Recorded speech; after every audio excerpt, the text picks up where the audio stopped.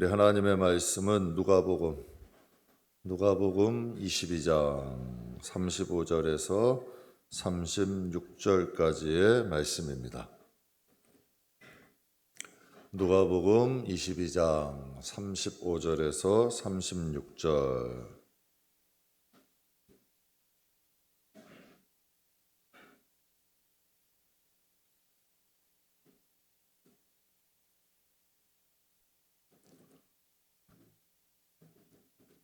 누가복음 신약성경 136페이지 누가복음 22장 35절 36절 함께 봉독하겠습니다. 그들에게 이르시되 내가 너희를 전대와 배낭과 신발도 없이 보내었을 때에 부족한 것이 있더냐 이르되 없었나이다. 이르되 이제는 전대 있는 자는 가질 것이요 배낭도 그리하고 검 없는 자는 겉옷을 팔아 살지어다. 아멘. 믿음의 순도를 높이자라는 제목으로 함께 은혜 나누겠습니다. 믿음은 금에 비유합니다. 근데 금의 가치는 순도에 따라서 크게 달라집니다. 믿음도 다 똑같은 믿음이 아니라 믿음도 순도가 있습니다. 금이 순도에 따라서 그 가치가 달라지듯이 믿음도 순도가 있습니다. 순도가 낮은 믿음은 순종하지 못하는 믿음이 있습니다. 하나님의 말씀하셔도 순종하지 못해요. 여러분, 우리가 믿음이 순종함으로 복을 받습니다. 순종하지를 못하다 보니 하나님이 주시는 복도 받을 수가 없어요. 그러다 보면 신앙생활도 재미가 없죠. 하나님께서 좀 할 수 없는 것도 순종해봐야 돼요. 그럴 때 하나님이 열어주시는 길이 있고 내가 알 수 없는 영적인 영역이 있어요. 내가 하나님의 뜻을 다 알고 하나님의 뜻대로 내가 다 할 수 있으면 하나님 믿을 필요 없죠. 그러나 우리가 하나님의 뜻을 다 알 수 없으니까 믿음이 필요해요. 그러니 그 믿음은 순종할 때에 여러분이 역사되는 거죠. 그러니까 순도 있는 믿음은 순종할 수 있는 믿음이에요. 그래서 순종함으로 복을 받죠. 다 믿음으로 복을 받는 게 아니라 그 믿음대로 순종할 때 복을 받는 거예요. 또 구원할 수 없는 믿음도 있습니다. 내가 주여 주여 믿습니다. 주여 주여 입술로만은 이야기하지만 성경에도 말씀하셨어요. 그들의 입술로는 나를 부르는데 그들의 마음은 내게서 멀다. 즉 입술로만 하나님을 부르는 믿음, 구원할 수 없는 믿음이죠. 구원할 수 있는 능력이 없는 거예요. 금이라는 것은 값어치 있다는 거예요. 세상에서 가장 값어치 있는 것 아니에요? 그럼 우리한테 물어봐야 돼요. 여러분의 믿음이 정말 값어치가 있냐는 얘기예요. 여러분이 그 믿음 때문에 그 어떠한 것도 희생할 수 있냐는 얘기예요. 그렇다면 여러분의 값어치가 있죠. 여러분의 자녀들, 여러분이 가지고 있는 가장 귀한 모든 폐물들, 이러한 것들은 가치를 말 안 해도 가치 있게 여기잖아요. 여러분이 불이 났을 때 무엇부터 챙겨요? 여러분이 자식을 위해서 무엇을 아끼나요? 안 아끼죠. 왜? 가장 귀하니까. 그렇다면 우리에게 믿음은 어떠한 것인가? 우리가 스스로에게 물어봐야 돼요. 우리를 구원하고 우리가 하나님 앞에 영광을 누리게 하는 게 믿음이에요.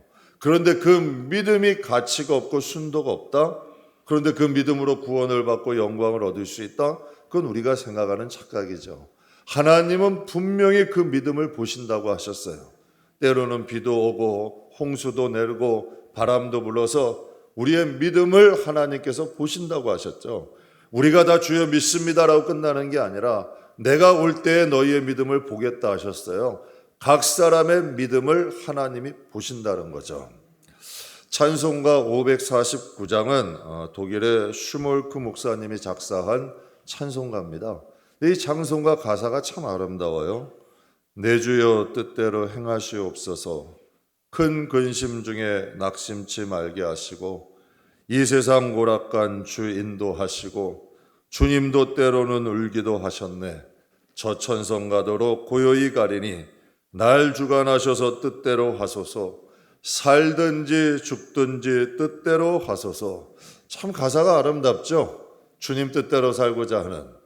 그런데 이 가사에는 깊은 의미가 있어요. 이 슈몰크 목사님 부부가, 이 독일의 슈몰크 목사님 부부가 신방을 다녀왔는데 집에 돌아와 보니까 집과 두 아들이 잿더미가 된 거예요. 얼마나 놀랬겠어요. 신방을 다녀오니까 집에 있는 두 아들과 함께 집이 잿더미가 된 거예요. 거기서 눈물 흘리면서 드린 찬송가가 바로 549장이에요. 제가 이 찬송에 담긴 사연을 읽고 깜짝 놀랐어요. 제가 전도사 시절에, 좀 어린 시절에 참 이 가슴 아픈 일이 있을 때, 또 전도사 시절에 보니까 이 어리다 보니까 상처도 잘 받잖아요.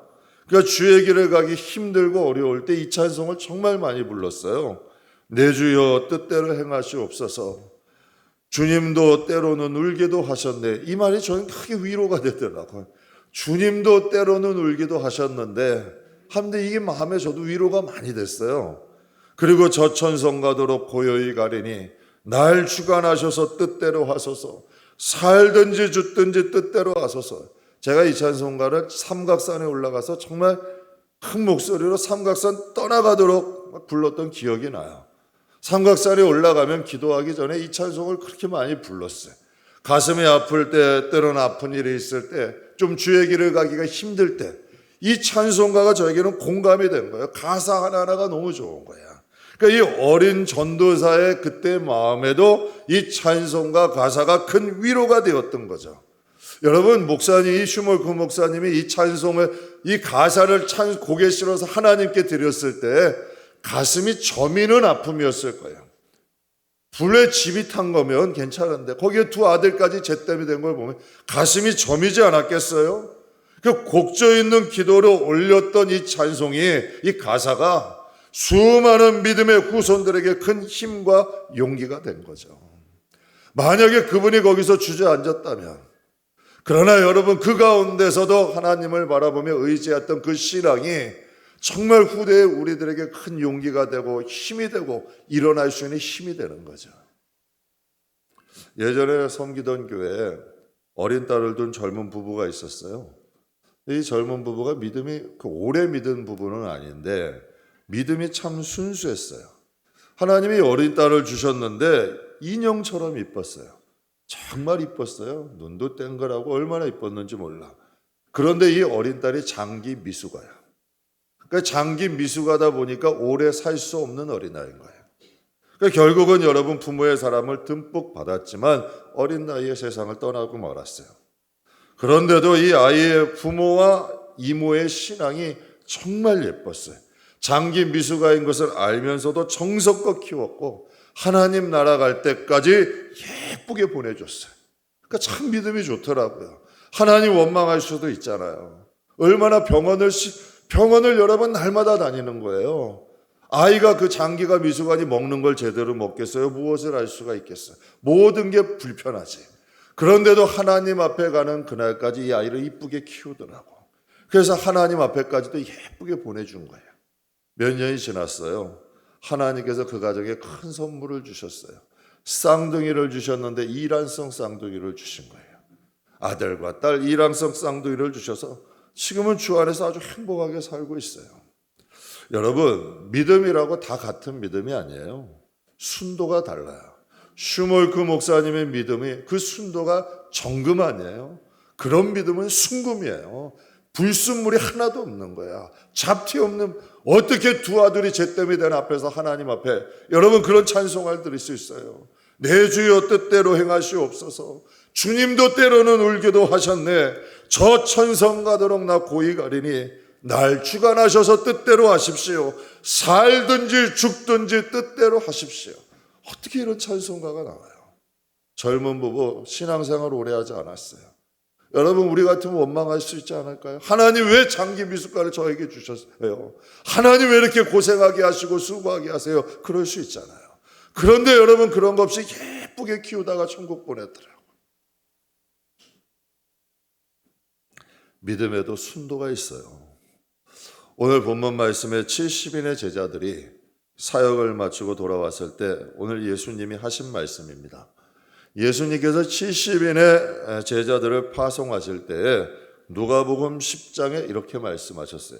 갈지어다 내가 너희를 보냄이 어린 양을 이리 가운데로 보낸가 같도다. 전대와 배낭이나 신발을 가지지 말고. 당시에 예수님을 나사렛 괴수라 그랬어요. 이단이라 그랬어요. 예수님을 믿고 따르는 사람은 핍박의 대상이에요. 유대인들은 다혈질이에요. 극단적이고 이슬람하고 비슷해. 극단적이에요. 그들은 굉장히 다혈질이야. 그런데 예수님이 그들을 보내는데 어린 양을 이리 가운데로 보내는 것 같다. 주님의 마음이 어땠는지 아시겠죠? 그런데 주님이요, 그들을 보내는데 전대 지갑도 가져가지 말고 배낭도 가져가지 말고 신고 있는 것 외에는 신발을 가져가지 말래. 옛날에 우리가 집신 갔다가 엮어가지고 여행할 때 다녔잖아요. 이스라엘도 광야 땅이에요. 그러다 보니까 여벌 신발이 있어야 돼. 그런데 신발도 여유분으로 가져가지 말라는 거예요.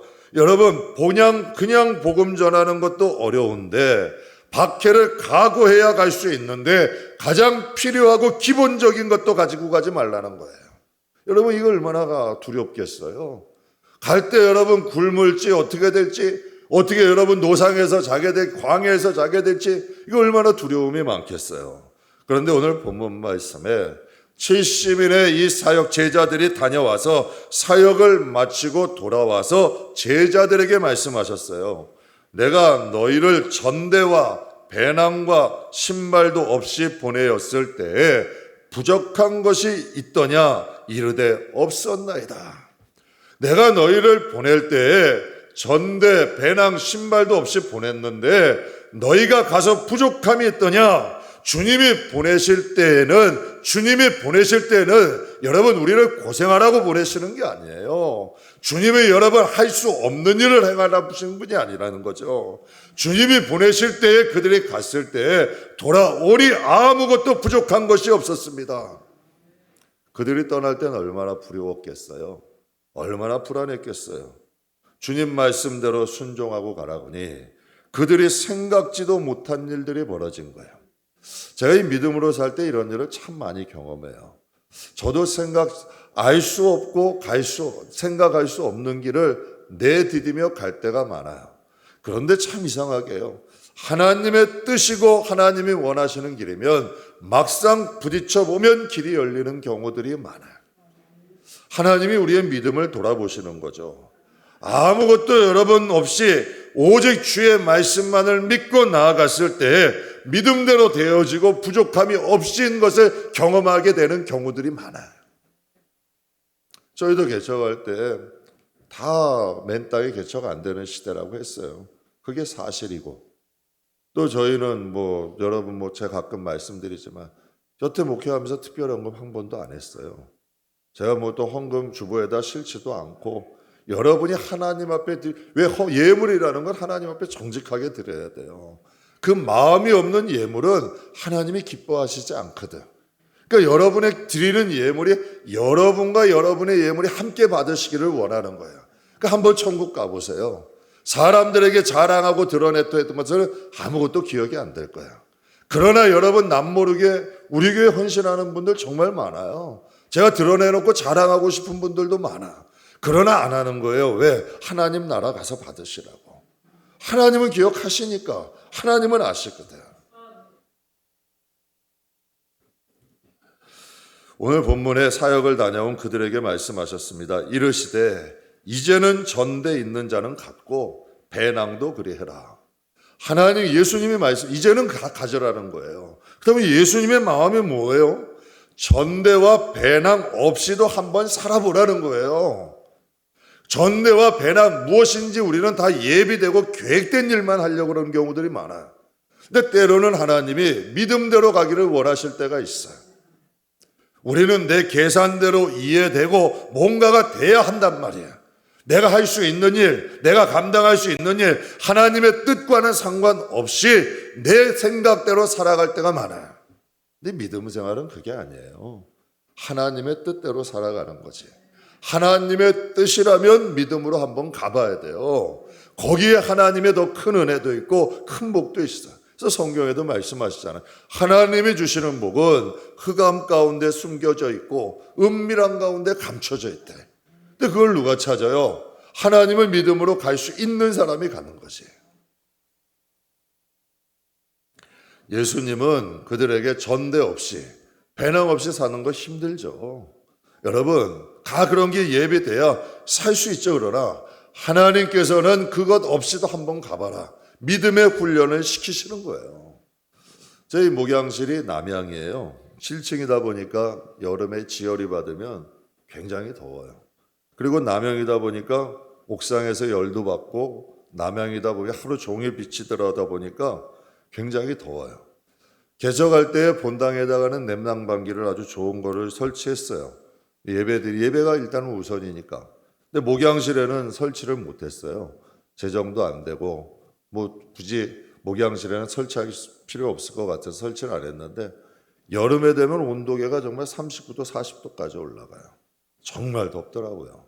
더울 땐 너무 더워요. 또 거기다 습하기까지 하면 그냥 앉아 있어도 등에서 땀이 줄줄줄줄 새는 거예요. 근데 한 2년 전에 조그만 에어컨을 하나 이제 넣게 됐어요. 완전 신세계야. 얼마나 시원한지 몰라요. 정말 좋더라고요. 그런데 꼭 필요할 때 외에는 잘 켜지 않아요. 왜 그러냐면 무더위에 대해서 좀 훈련을 한번 받고 나니까 웬만한 더운 거는 더운 게 아니더라고요. 그러니까 이 더위로 인하여 목회하는데 어렵거나 생활하는데 지장을 맞지 않게 하셨더라고요. 그러니까 더위도 좀 이길 수 있는 훈련이 되더라고요. 더운 데서 좀 견디다 보면 더운 것도 이길 수 있는 훈련이 돼요. 그러니까 오히려 더위 때문에 목회하기 어렵고 더위 때문에 목회 준비하는데 힘들고 그런 건 없는 것 같아요. 올해도 많이 더웠잖아요. 올해도 얼마나 습했어요. 별 지장 없이 견디게 하신 것 같아요. 그래서 제가 이런 생각을 하죠. 야, 맞다. 사람은 어려움을 한번 겪고 나면 좀 강해지는구나. 그때의 경험이 오히려 더 강건하게 만들더라고요. 하나님이 항상 고난은 주시지 않더라고요. 기쁨도 많이 주세요. 그래서 저는 그래요. 기쁨 주시면 기쁨 누려요. 그러나 고난이고 좀 어려운 환경이 있으면 한번 들어가 봐요. 그래서 내가 얼마나 견딜 수 있는가. 견딜 때까지 한번 견뎌보는 거예요. 안 되면 주저앉으면 하나님이 그때 무거운 짐을 나 홀로 지고 견디다 못해 쓰러지면 주께서 도우신다고 하셨으니까 하나님이 고난 주시고 어려움 주시면 한번 들어가도 보는 거예요. 그러면 참 이상하게요. 견딜 수 있는 근력이 생겨. 한번 당해보면 한번 이 마음에도 세상에 깡이 생긴다 그러잖아요. 여러분 한번 해보자는 마음도 생기더라고. 그러면 믿음도 자라고 신앙도 좀 깊어지고 내가 전혀 생각했던 다른 세계들이 있어요. 항상 우리는 두려움이라는 데 있으면 두려움 건너편을 모르는 경우들이 많아요.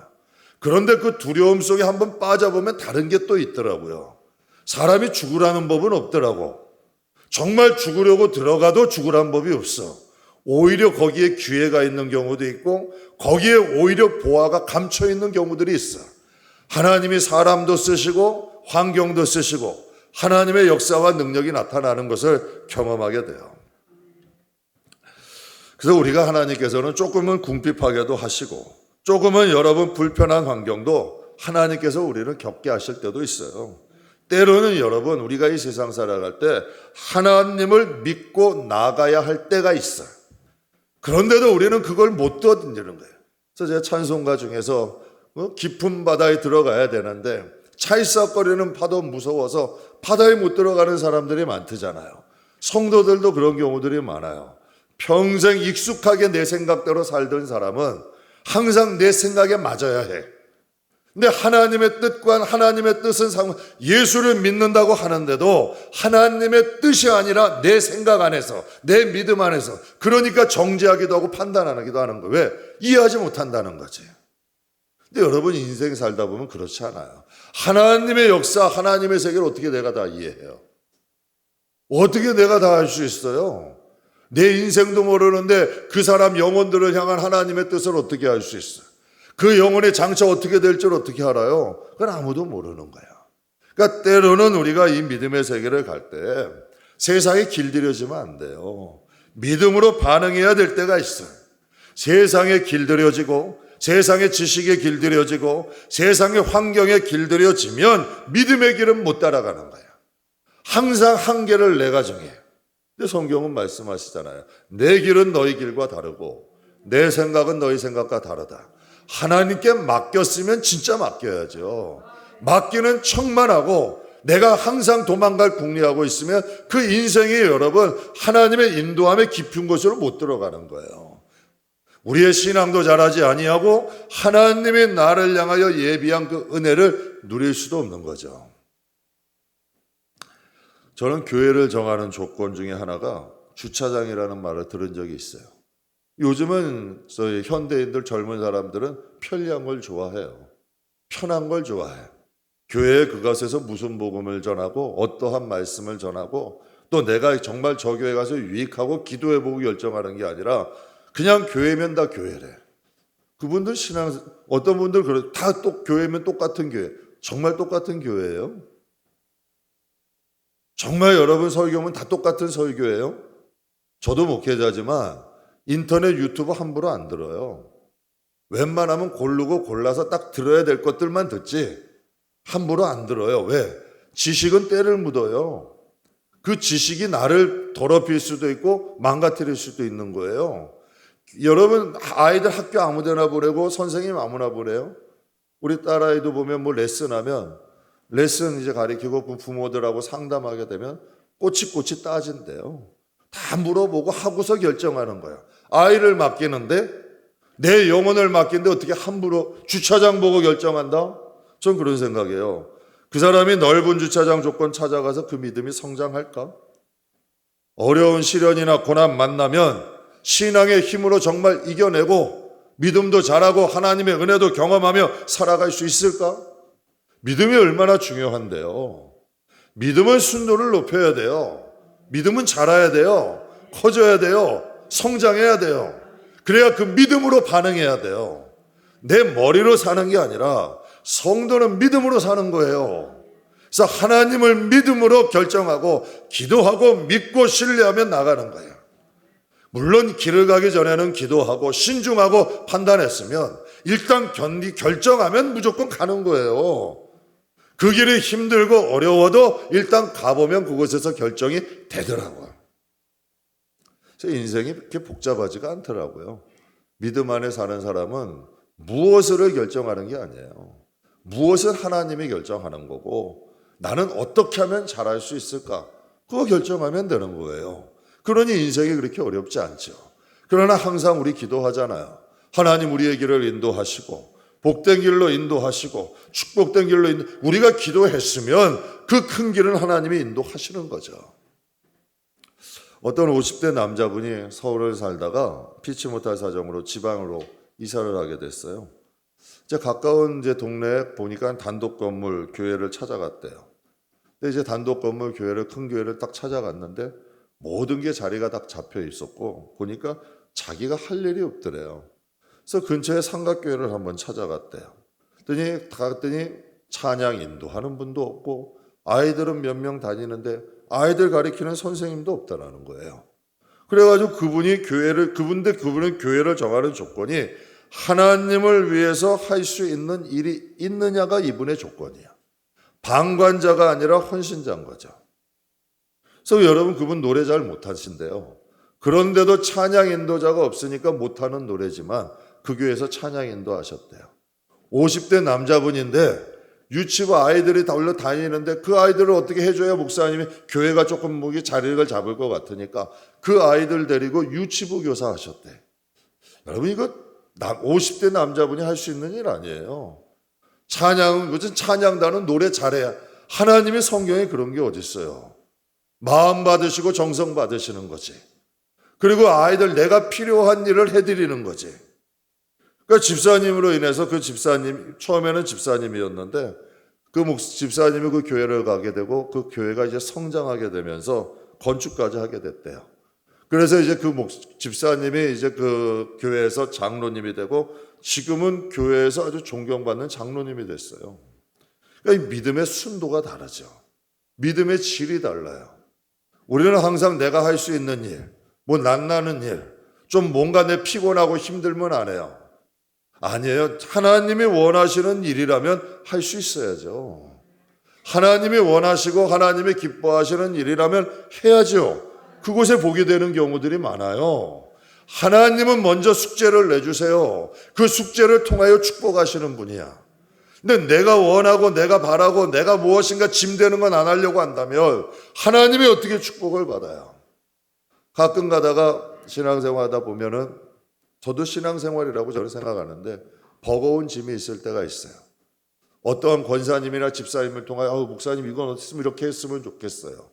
그럼 생각을 해요. 집사님 아니라 아이들이 해도 생각을 해요. 이게 하나님의 뜻인가? 정말 좀 피곤하고 하기 싫을 때도 있어. 그런데 하나님의 뜻인가 하고 따라보면 그것이 길이 되는 경우들이 많아요. 오병이어의 기적이 어떻게 일어났는지 아세요? 어린아이가 가져온 보리떡 5개와 물고기 2마리로 오병이어의 역사가 일어난 거예요. 만약 제자들이나 주위 사람들이 어린아이 돌려보냈다면, 야, 그깟 보리떡 5개하고 물고기 2마리로 뭐가 되겠냐고 했다면, 그러나 여러분 제자 한 명이 그것을 가지고 와서 하나님께 예수님께 드림인 거야. 이거밖에 없습니다. 우리라면 가져갈 수 있겠어요? 에이, 하찮은 거 가져가서 뭐해? 그거 뭐 해서 뭐해? 아유, 하나님이 내가 뭐 이거 한다고 뭐 아시겠어? 천만에요, 여러분. 예수님은 과부가 2렙돈 드리는 것까지도 아셨어요. 그러면서 예수님이 말씀하셨어요. 저 과부가 이 많은 사람들 중에 가장 많은 것을 드렸다. 하나님이 내 헌신과 내 희생과 내가 하는 것을 어떻게 받을지 어떻게 알아요? 그건 아무도 모르는 거예요. 하나님이 계산하시는 거지. 사람이 계산하는 게 아니에요. 근데 사람의 생각에 익숙하다 보니까 좀 창피한 것도 있고 수줍은 것도 있고. 근데 여러분 과부라도 창피하지 않겠어요? 2렙돈이면 2,000원이에요. 그거 갖다 아유, 저 사람들 많이 하고 하는데 뭐 드려서 뭐 할까? 그런 생각할 수 있잖아요. 그러나 그에게는 그게 정성이고 그걸 드리고 싶은 거야. 어린아이도 보리떡 5개와 물고기 2마리. 어린아이의 손에 있는 사탕 하나 뺏어보세요. 얼마나 난리가 나요. 그러나 그 어린아이가 가지고 있는 것도 헌신하니 하나님께서 역사하셨잖아요. 사렙다 과부도 마찬가지 아니에요? 아들하고 둘이서 여러분 통에 있는 기름 박박 끓이고 밀가루해서 그거 먹고 여러분 죽을 날 기다렸는데 그것을 선지자가 와서 그것을 달라 했을 때 그것으로 드리니 통의 기름과 가루가 마르지 않는다 했어요. 어떻게 우리가 인간의 생각으로 측량하면 안 돼요. 신앙에는 하나님과 나야.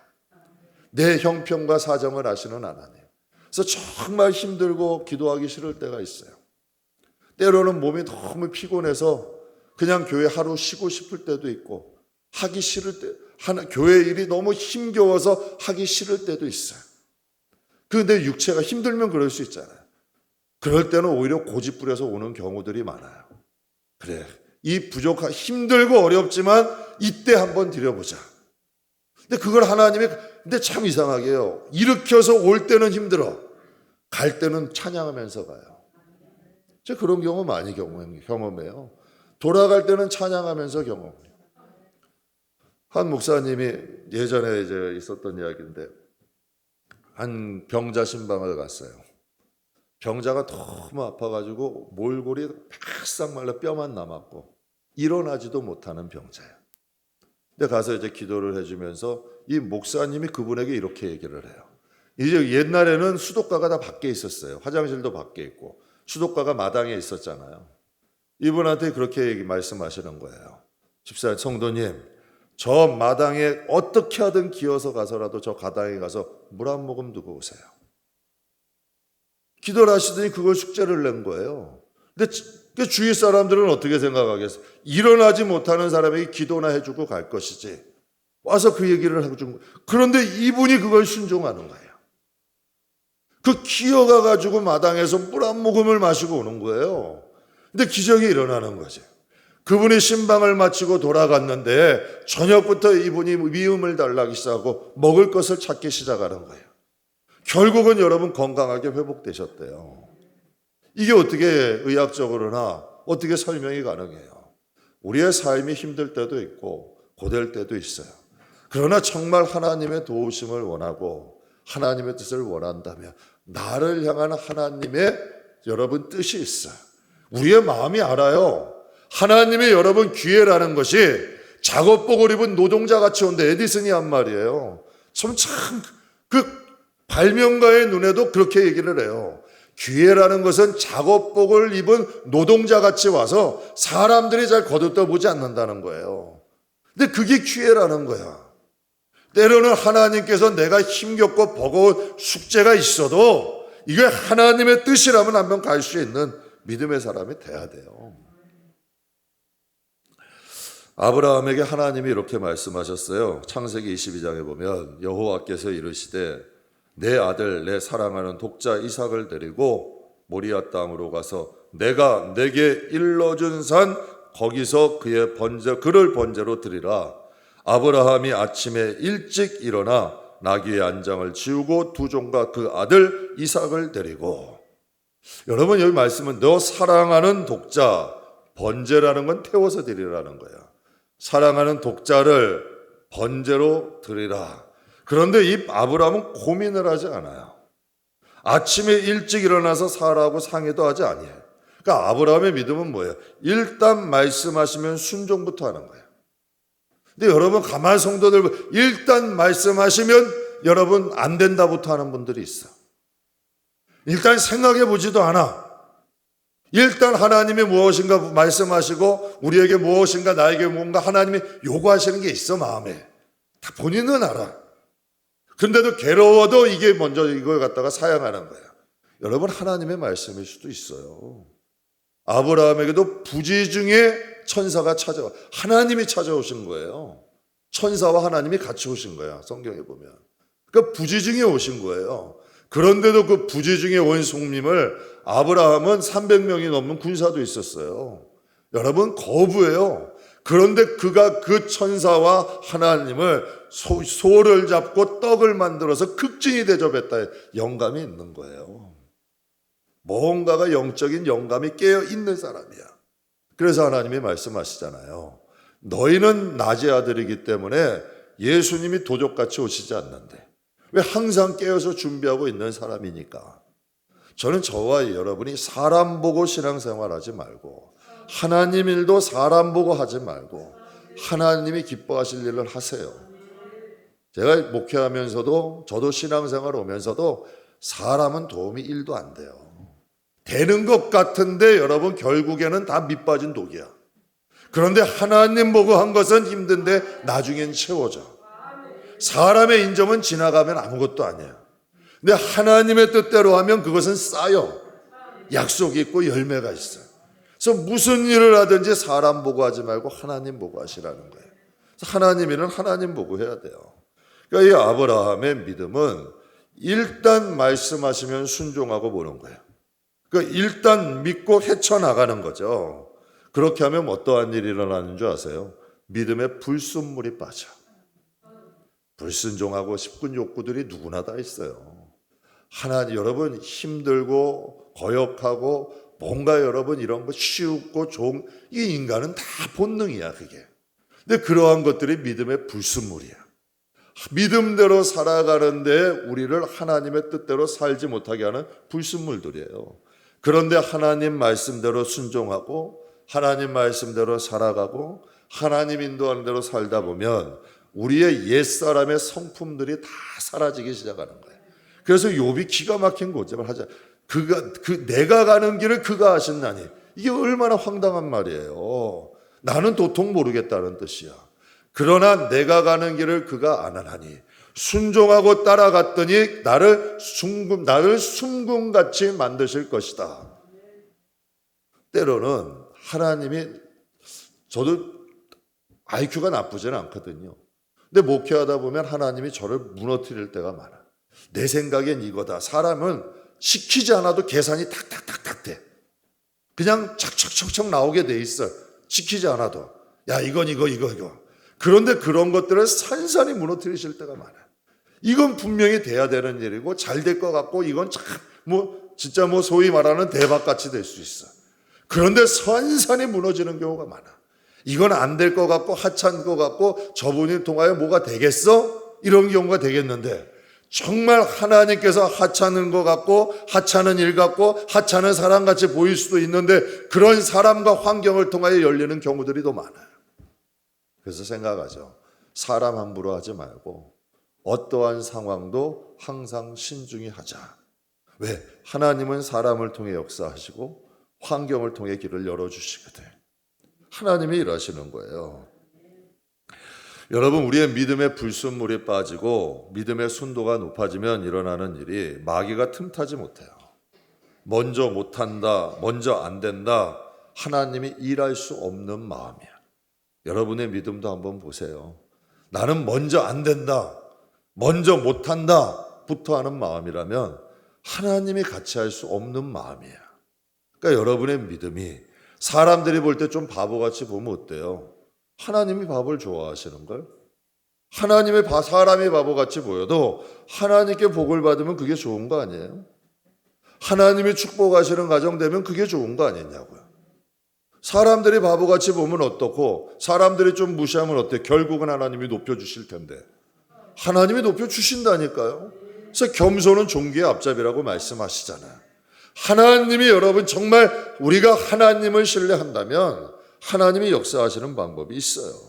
성경의 마태복음 10장 말씀에 참새 2마리가 한 아사리온의 헐값에 팔린다고 하셨어요. 한 아사리온은 3,000원 정도 돼요.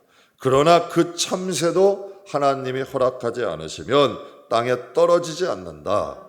너희는 머리카락까지 다 세실 정도로 정확히 내가 너희를 알고 있으니 두려워하지 마라. 너는 그 참새들보다 귀하다. 하나님이 여러분 얼마나 답답하시면 이 말씀을 하시겠어요. 내가 3,000원에 팔리는 저 참새도 내 허락 없이는 떨어지지 않는데 하물며 자녀인 너희들을 내가 지키지 않겠느냐. 하나님이 때로는 우리의 이성과 감정이 이해할 수 없는 일들을, 환경들을 하나님께서 경험하게 하실 때도 있어요. 그때는 묵묵히 한번 하나님 보고 가보세요. 그때 하나님이 우리를 지켜보고 계시는 거예요. 지갑도 배낭도 의지하지 마라. 즉 사람과 환경 의지하지 말아야 될 때가 있어요. 하나님이 갔다 오셔서 예수님이 갔다 와가지고 이제 지갑도 갖고 배낭도 가져라. 이제 하나님과 사람들과 어울릴 수 있고 환경 가운데 살래. 그러나 때로는 우리가 하나님 앞에 이 믿음 생활할 때요, 지갑이나 배낭을 의지하지 말아야 될 때도 있어요. 사람이나 환경과 좀 역행하는 믿음의 길을 갈아야 될 때도 있어요. 그러니까 아브라함이 하나님 말씀 들었을 때 사라에게 말하면 분명히 말릴 걸 알았어요. 그러니까 여러분 아침 일찍 일어나서 하나님의 뜻대로 간 거예요. 결국 그것으로 인하여 아브라함과 그의 가족이 축복을 받았잖아요. 때로는요, 하나님이 매정해 보이실 때도 있어요. 가나안 여인에게 뭐라 그래요? 나는 이방인에게 보내지 않았다. 어떻게 자녀의 것을 계획해 주겠느냐? 야, 이건 상처 아니에요? 여러분, 이거 진짜 하나님이 때로는요, 우리에게 상처 주세요. 때로는 하나님이 매정하게 하실 때도 있어요. 하나님이 날 미워하시나? 하나님이 나만 싫어하시나? 그런데 성경에 보면요, 하나님의 자녀들은 사생아가 아니기 때문에 때로는 책망도 하시고 징계도 하신다는 거야. 그 가운데도 하나님을 믿습니다. 그래서 때로는 고난이 오거나 다윗이 그렇게 했더라고요. 다윗이 정말 힘들고 어려운 가운데도 하나님을 찬양해. 다윗은 참 그 희한한 사람이에요. 그래서 시편을 보면서 여러분, 야, 시편시 참 아름답다, 좋다, 이거 배울 게 아니라 여러분도 그렇게 한번 정말 시편을 읽으셨다면 고난이 오고 역경이 왔을 때 하나님 찬양해야 돼요. 정말 시험이 올 때 하나님, 나는 이래도 하나님 찬양해요. 상처받았다, 힘들었다, 이것은 우리의 입에서 다 사라져야 돼. 이건 마귀가 좋아하는 거예요. 정말 상처받고 힘든 일이 있을 때 하나님, 난 괜찮아요. 하나님이 날 축복하실 걸 믿어요. 하나님이 나에게 함께 하실 걸 믿어요. 하나님이 저 사랑하시죠. 이것을 통해 날 믿음 키우시죠. 하나님은 결국 축복하실 거죠. 다윗처럼 하나님 앞에 나가야 돼요. 이게 믿음의 사람이 반응하고 살아가는 방법이야. 믿음이란 무엇일까요? 우리가 하나님에 대한 믿음 때문에 무엇까지 할 수 있느냐, 하나님은 이걸 보시는 거예요. 너희가 정말 너 날 사랑하니? 이래도 날 사랑해? 이래도 날 사랑해? 하나님께서 우리를 인도하실 때가 있어. 다니엘도 그랬잖아요.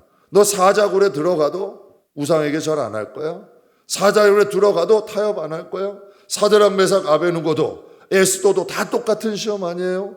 풀무풀에 들어가도 너가 이 왕부에서 왕비에서 떨어져도 쫓겨나도 너가 그렇게 할 거야? 하나님이 여러분 결국 그 믿음을 보시는 거 아니야. 불순물들이 싹 빠지고 순결한 믿음이 됐을 때 하나님이 그들을 망하게 하시나요? 아니요. 높이시잖아요. 이게 하나님의 방법이에요. 그런데 여러분 그 길을 가는 것은 쉽지 않아요. 바울이 로마 교회를 향하여서 이런 말을 해요. 우리 중에 누구든지, 우리 같이 한번 읽겠습니다. 우리 중에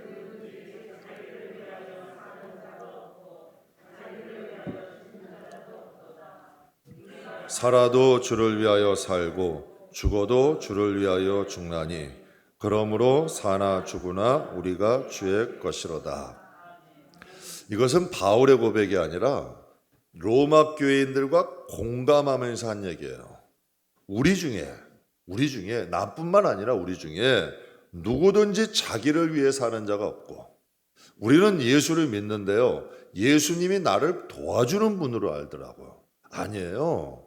우리로 인하여 하나님이 영광을 받으시게 하는 거예요. 우리로 인하여 하나님을 높이는 거예요. 이게 신앙이에요. 그러니까 로마 교인들에게 얘기하는 거죠. 누구든지 자기를 위하여 사는 자도 없고 자기를 위하여 죽는 자도 없도다. 우리가 살아도 주를 위해 살고 죽어도 주를 위해 죽나니 그러므로 사나 죽으나 우리는 주의 것이다. 정말 로마 교인들이 그렇게 살았잖아요. 네로의 압제가 얼마나 심했어요. 그들이 여러분 카타콤까지 들어가서라도 믿음을 지키잖아. 결국 어떻게 됐어요? 그들이 망했나요? 아니요. 로마 교계가, 로마 교회의 로마 교인들이 로마를 뒤집어 놨잖아요. 그들이 여러분 로마를 아예 바꿔놨잖아요. 온갖 우상과 세속적 음란한 문화로 가득했던 역사가들이 이런 얘기를 해요. 로마는 이방 세력으로 망한 게 아니라 그 음란한 문화 때문에 망했다고도 얘기할 정도로 타락한 문화가 있었어요. 세속적인 문화. 그런데 그 나라를 바꿔놔 버렸잖아요. 누가? 로마 교회가. 70일의 제자들이 처음 떠날 때의 제자들과 다녀왔을 때의 제자들, 비포와 애프터가 어떻게 됐을까요? 똑같을까요? 여러분 정말 예수님이 말씀하신 대로 전대, 배낭, 신발도 가져가지 말고 떠나봐라. 그땐 어땠을까요? 막 달달달달달 떨고 갔을 것 같아. 이게 가능할까? 할 수 있을까? 돌아올 때는 어떨까요? 다 기적을 경험한 거야. 하나님의 은혜를 경험. 다녀온 사람들은 용사가 된 거야. 왜? 직접 믿음의 역사를 봤거든. 저는 개척하라 그럴 때 어제도 우리 목사님하고 여기 이렇게 저 푸르지 하면서 이렇게 한번 돌아봤어요. 그때 이제 개척 처음 할 때 돌아볼 때 다 콘크리트 건물에 개척을 시작하고 성도는 없고 어떻게 신앙생활 해야 돼가 이거 어떻게 목회를 해야 돼. 정말 막막하더라고. 그러니까 제가 믿음이 있다고 생각을 했는데요. 정말 현실에 부딪혀 보니까 정말 초라하게 짝이 없더라고. 정말 하나님이 그 상황, 그 상황이 오히려 저를 살린 거예요. 제가 새벽 기도할 때도 가끔 이제 새벽 기도 나오는 분들께 그런 말씀 드려요. 이 새벽 기도는 여러분을 위한 게 아니라 나를 살리는 거다. 이 새벽 기도를 함으로 내가 아침에 일찍 자야 돼요. 저녁에 일찍 자야 돼요. 새벽 예배를 준비하려 보니까 복잡한 거에 모여 있으면 안 돼. 사람이 단순해져. 그러니까 교회 잘 지켜야 돼. 왜? 교회 있을 수밖에 없어. 매일 새벽 예배 준비해야 되니까. 근데 참 이상하게 그게 쌓이다 보니까 내공이 되더라고. 쌓이다 보니까 능력이 되고, 쌓이다 보니까 영역이 되고, 쌓이다 보니까 세상에 자꾸 접하지 않으니까 내 삶의 여러분 패턴도 바뀌어버리더라고. 진짜 목사 냄새가 조금 나게 만드시더라고. 이것도 은혜예요. 70인의 제자들이 주님이 처음 여러분 떠나라 했을 때의 제자들과 갔다 왔을 때의 제자들은 완전히 달라진 거예요. 믿음이 현실이 되는 것을 경험한 거예요. 예수님의 말씀이 예언이 되는 것을 경험한 거죠. 그러니까 예수님의 말씀대로 이 70인의 제자들의 믿음의 순도를 높이신 거예요. 저는 저와 이 여러분이 말씀을 들었으면 들은 것으로 끝내지 말고 그래 한번 살아보자. 그래 주님 이렇게 말씀하셨지? 저 사람이 내가 옛날 같으면 이거 무시당하고 내 이렇게 안 살 텐데. 그래, 한번 믿음으로 한번 반응해 보자.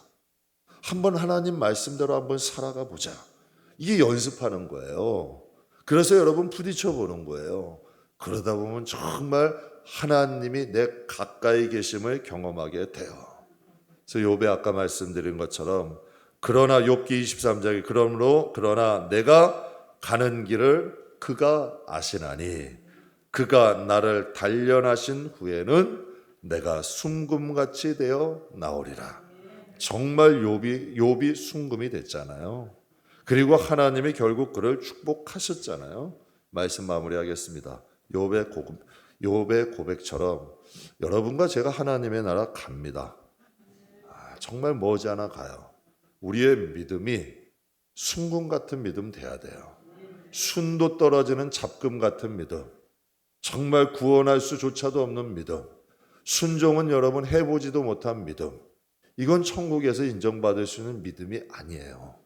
여러분, 삶을 통하여 믿음의 순도를 높이세요. 사람들이 나 어떻게 볼까 생각하지 말고 하나님 앞에 내가 가져갈 믿음의 순도를 높이세요. 우리가 하나님 앞에 갈 때는 믿음 가지고 가는 거예요. 다른 거 아무것도 없어. 내가 믿음으로 반응하고 믿음으로 살아왔던 삶, 그 믿음의 순도를 높이며 살아갈 수 있는, 정말 10년 전이나 지금의 믿음의 순조가 똑같다면 우리는 세상을 살아가는 데는 자식도 크고 여러분의 연봉이 좀 올라갈 수도 있고 아파트 평수는 늘어갈 수 있어. 그러나 우리의 믿음이 하나도 자라지 않았다면 영적으로는 10년 허송세월한 거예요. 진짜로 그런 거 맞잖아. 우리가 하나님의 나라 가서는 후회한다니까요. 10년 신앙생활 교회만 왔다 갔다 했지 신앙은 아무것도 잘하지 않았어. 이것처럼 어리석은 일이 어디 있어요. 신앙생활 이왕 하는 거 여러분 믿음의 순도를 잘 높이셔서 우리도 정금 같은 믿음, 순금 같은 믿음으로 하나님 앞에 쓰시길 주의 이름으로 축복합니다.